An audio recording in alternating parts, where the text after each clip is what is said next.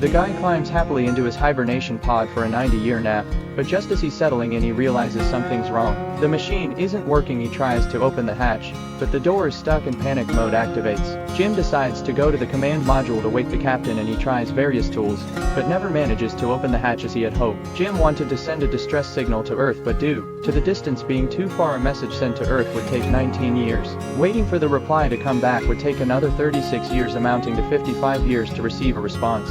Jim had to give up on getting help from the outside world. Depressed, he wandered around the empty spaceship until he spotted a figure. His heart skipped a beat. He thought he wasn't alone, but when he got closer he realized the other person was actually a robot. As a worker robot, it's confined to the common room and serves one meal a day. A year passes and he starts to feel lonely. One day he sees a beautiful woman sleeping peacefully in a hibernation pod and makes a questionable decision to wake her up. He brings his toolkit to the woman's pod, short circuits the hibernation system, and the woman is awakened. With only the two of them on the ship, they soon fall in love. On Lola's birthday, Jim has the robot waiter arrange a celebration. Lola says there are no more secrets between her and Jim, which makes Arthur the robot think Lola already knows the secret. Jim pulls out a ring, ready to propose to Lola when Arthur blurts out the secret. Lola can't believe it. Jim's selfishness has ruined her life. At this point, the ship starts malfunctioning. They need to go outside the ship to fix the problem. Jim manually opens the exhaust doors and has to stay in place to withstand the heat. Lola pulls the handle. At the critical moment, Jim is blown into space and the safety rope breaks. Lola uses the broken rope to save Jim, who has no vital signs.